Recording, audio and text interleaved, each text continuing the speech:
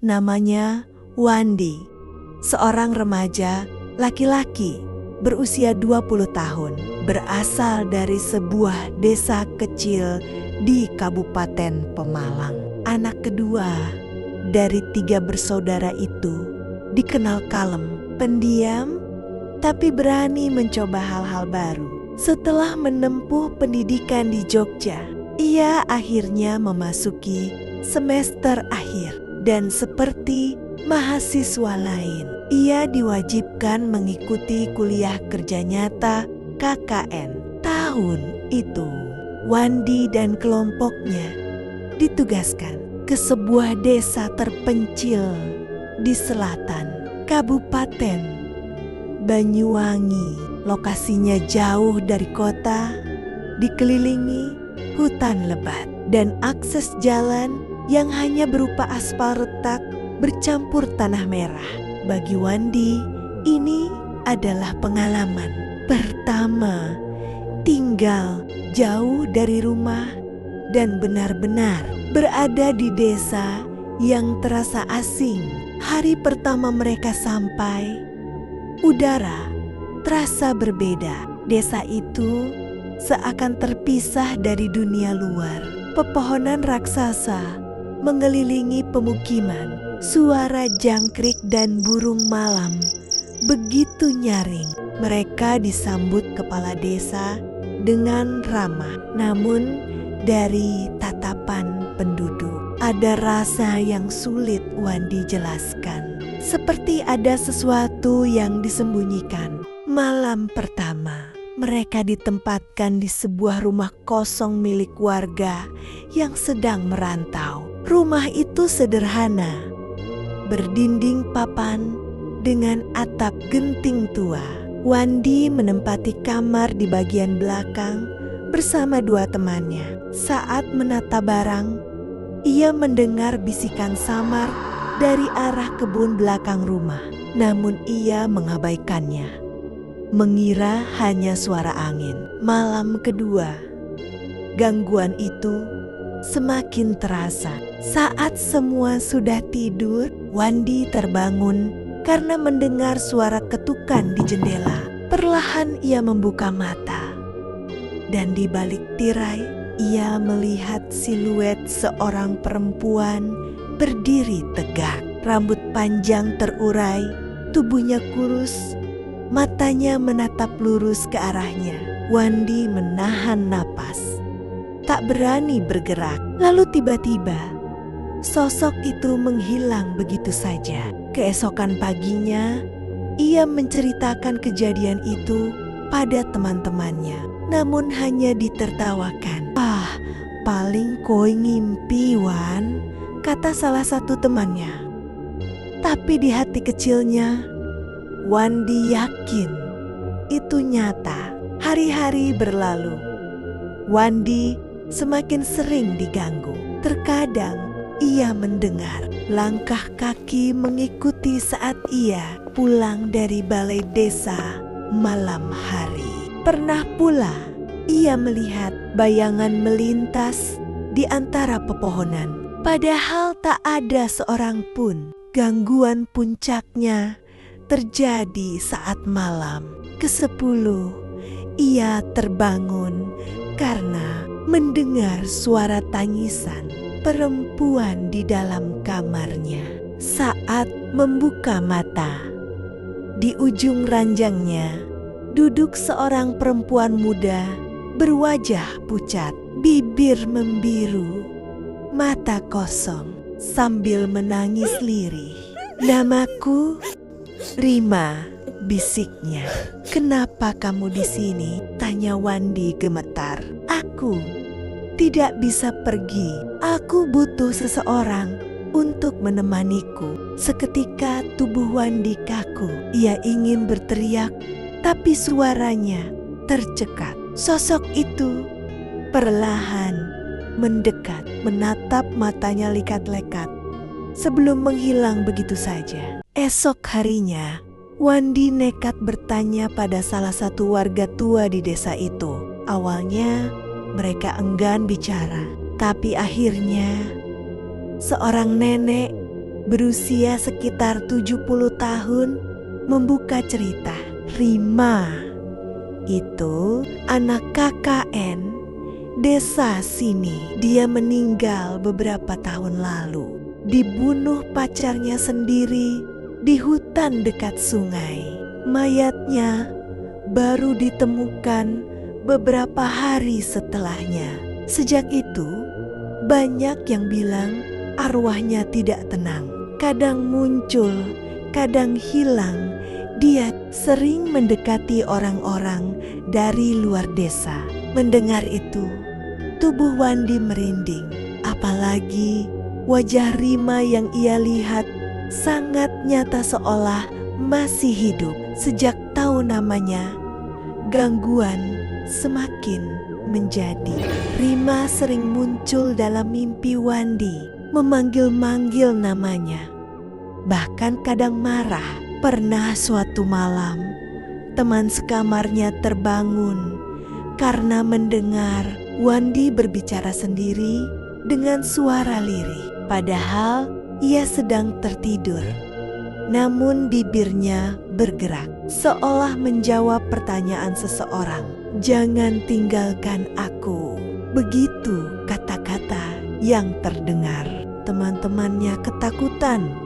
Bahkan ada yang pindah tidur ke ruang tamu. Namun anehnya, hanya Wandi yang benar-benar disukai oleh Rima. Sudah hampir 2 minggu, Wandi dan teman-temannya tinggal di desa itu. Awalnya mereka bersemangat menjalankan program KKN, membantu anak-anak belajar, mengajar mengaji, dan memberdayakan ibu-ibu desa. Tapi kini semangat itu mulai pudar. Suasana rumah mereka berubah dingin, muram, dan tak lagi ramai tawa. Semenjak Wandi menceritakan sosok Rima, beberapa teman mulai ikut merasakan hal-hal aneh. Salah satunya Dina, teman sekamarnya, sering mendengar suara orang berjalan di atap rumah setiap tengah malam. Padahal rumah itu hanya 1 lantai. Malam itu mereka sepakat tidur bersama di ruang tengah karena takut tidur sendiri. Lampu sengaja dibiarkan menyala redup. Namun tepat jam 1:47 dini hari, listrik tiba-tiba padam. Gelap total. Seketika udara menjadi sangat dingin, dan dari arah dapur terdengar suara perempuan tertawa lirih. Suara itu pelan tapi jelas. Wandi menatap ke arah dapur. Samar-samar terlihat bayangan perempuan berdiri di balik pintu.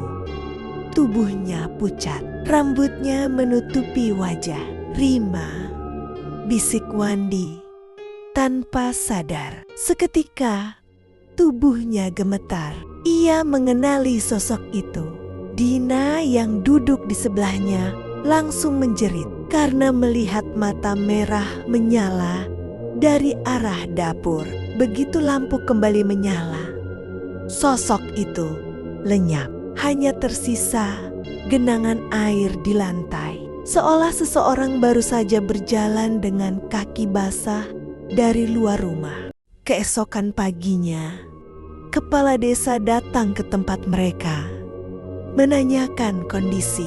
Wandi mencoba menanyakan tentang hutan di selatan desa, karena semalam ia mendengar suara-suara dari arah sana. Kepala desa terlihat ragu. Ia menatap Wandi agak lama sebelum berkata pelan, "Nak, kalau bisa jangan ke sana malam-malam. Di sana tempat Rima dulu ditemukan." Jantung Wandi berdegup cepat. Ia semakin penasaran.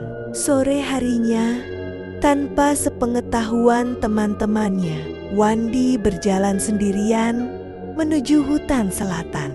Jalannya sunyi, hanya suara daun dan hembusan angin. Setelah berjalan sekitar setengah jam, ia tiba di tepi sungai kecil. Di sana, ada batu besar berlumut dengan bekas lilin hitam dan bunga melati kering. Saat ia berdiri di situ, tiba-tiba angin berhenti. Sunyi total. Lalu terdengar suara dari belakangnya. "Kamu datang juga, Wandi." Wandi menoleh. Di sana berdiri Rima dengan wajah pucat dan mata penuh kesedihan. "Kenapa kamu ganggu aku?" tanya Wandi gemetar. "Aku nggak ganggu, aku cuma pengen ditemani. Aku sendirian di sini." Tiba-tiba dari leher Rima menetes darah, bajunya basah dan ia berjalan mendekat. Wandi mundur, tapi tubuhnya terasa kaku, seperti ditahan sesuatu. "Kamu mirip aku dulu, Wandi. Maksudmu?" "Aku juga mahasiswa dulu dari luar kota, KKN di sini, dan aku mati di tempat ini." Wandi menjerit, lalu semuanya gelap. Ketika tersadar, Wandi sudah berada di rumah seorang ibu warga desa. Katanya, Wandi ditemukan pingsan di tepi hutan oleh anak-anak yang sedang mencari kayu. Sejak hari itu, Wandi tak lagi berani berjalan sendirian. Namun, entah kenapa, setiap malam ia masih mendengar suara langkah kaki di luar jendela kamarnya. Kadang terdengar seseorang memanggil pelan, "Wandi, aku di sini." Teman-temannya pun makin ketakutan. Dua orang memutuskan pulang lebih awal dengan alasan kesehatan. Namun anehnya, setelah mereka pergi, suasana justru makin buruk. Lampu rumah sering mati tiba-tiba. Suara tangisan perempuan terdengar hampir tiap malam. Bahkan warga sekitar mulai menjauh, seolah tahu sesuatu yang mereka tidak tahu. Suatu malam, Wandi menemukan buku catatan lusuh di lemari rumah tempat mereka tinggal. Di halaman depannya tertulis, "Catatan KKN tahun 2013, Desa Karangsepi, nama paling atas Rima Suryani." Wandi membaca cepat. Di halaman terakhir, tulisan tangan Rima makin tak beraturan. "Aku tidak tahan. Dia mengikutiku. Aku tidak bisa keluar dari sini. Kalau aku hilang, jangan cari aku di sungai itu." Seketika bulu kuduk Wandi berdiri. Tangannya bergetar. Dari luar jendela terdengar ketukan pelan 3 kali. Ketika ia menoleh, di balik kaca terlihat wajah pucat Rima, tersenyum dengan darah menetes di bibirnya. Wandi menjerit dan teman-temannya berhamburan keluar kamar. Namun ketika mereka melihat jendela itu, tak ada siapa-siapa. Hanya bekas tangan berdarah menempel di kaca, perlahan memudar. Sejak malam itu, Wandi tidak lagi sama. Matanya sayu, kulitnya pucat, dan ia sering berbicara sendiri di depan cermin.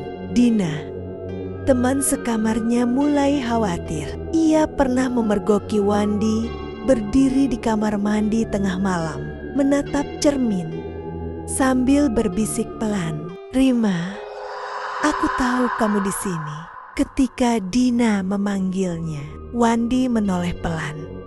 Tapi senyum di wajahnya bukan milik Wandi. Senyum itu dingin, datar, seperti bukan manusia.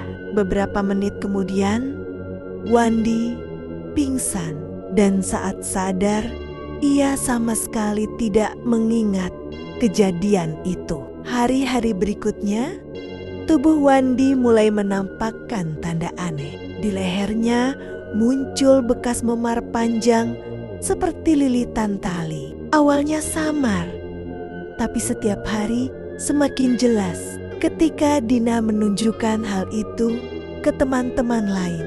Mereka semua ketakutan karena bekas itu persis seperti tanda orang gantung diri. Kepala desa yang mendengar kabar itu langsung datang malam harinya. Dengan wajah serius, ia berkata, "Anak-anak, Rima yang kalian bicarakan itu dulu juga KKN di sini.